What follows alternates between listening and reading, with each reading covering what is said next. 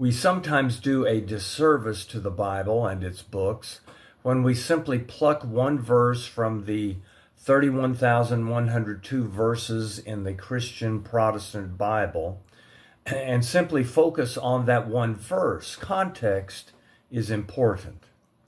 Yet at the same time, there are those verses that jump out because they strike us where we are, or they summarize an important theme of the Bible. Such is Psalm 32, verse 8, that has our attention today as we talk about discerning the will of God. The verse reads in God's voice, "I will instruct you and teach you in the way you should go. I will counsel you with my loving eye on you." That's a helpful verse on its own, but the context adds so much to it. The book of Psalms may be understood by us as both a book of worship and a devotional book. There are in the book psalms that would have been sung for worship and some used as prayers. Still others are personal and private and individuals' expression. And that's the general context for Psalm 32. Looking at this specific psalm, we find three notations. One says that Psalm 32 is of David. This phrase usually means that the psalm's authorship is attributed to David. It's uncertain what a maskil is. It's probably some musical notation. The term Salah is inserted throughout the Bible. We don't know what that word means either. One of my Old Testament professors said it was what the musician said when one of the strings of his kinnor broke. It appears to me that this psalm's usage would be one of individual devotion, but its meaning can be applied to every reader. The psalm divides into discernible sections. Verses 1 and 2 are a general statement of a person's sense of blessing when God forgives. Verses 3 and 4 express the suffering of the person who tries to hide his sin from God. The NIV begins this section with the phrase, "When I kept silence." Verses 5 through 7 contain the confession of sin by the writer to God and the forgiveness that follows. Verse 8 is a word from God to the one who sins, confesses, and receives forgiveness. Forgiveness is followed by God's instructing, teaching, counseling, and loving the confessed sinner.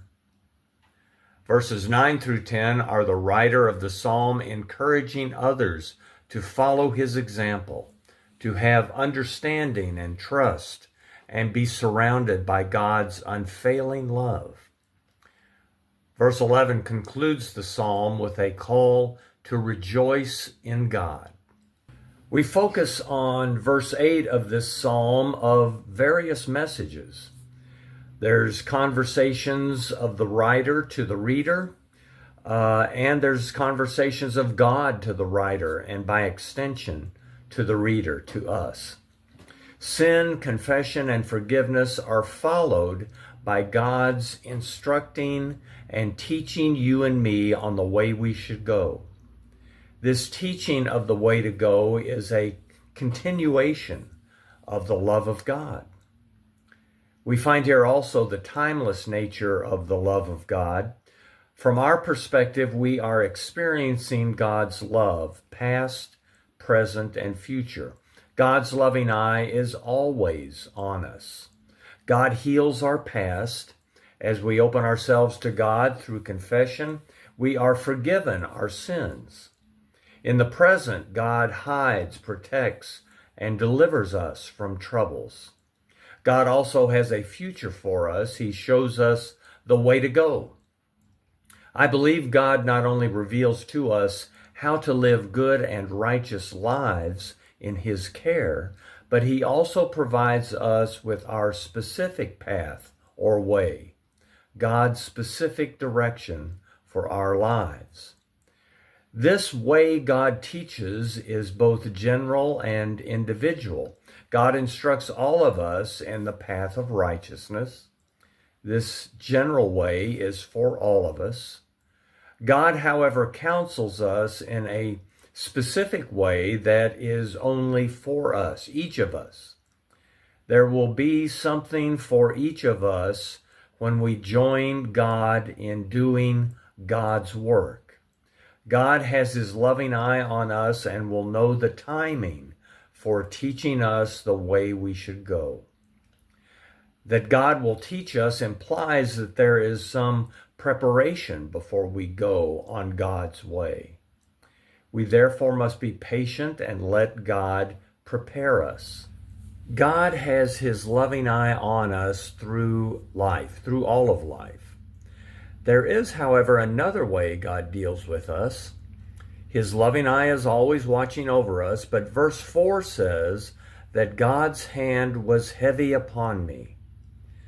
The heaviness or oppressiveness of God when I sin is still a part of God's loving overwatch. I was a tank officer in the Marines, and as a tank platoon commander, when we were on a mission and moving forward in potentially dangerous situations, I moved my platoon by sections. There was a maneuver section and an overwatch section. The maneuver section would move forward to the next position, while the overwatch section waited in an advantageous position, looking for danger, covering the other section as needed, but also giving guidance as to the best route to the maneuvering section. Let's not place too much on this analogy, but simply say God is our overwatch, protecting and guiding, constantly alert and watching as we move on the way, the purpose he has for us. Be prepared with confession and forgiveness. Trust God to instruct you on the best way he has for you in life. God's love will forgive, prepare, and find the best way for you in your life.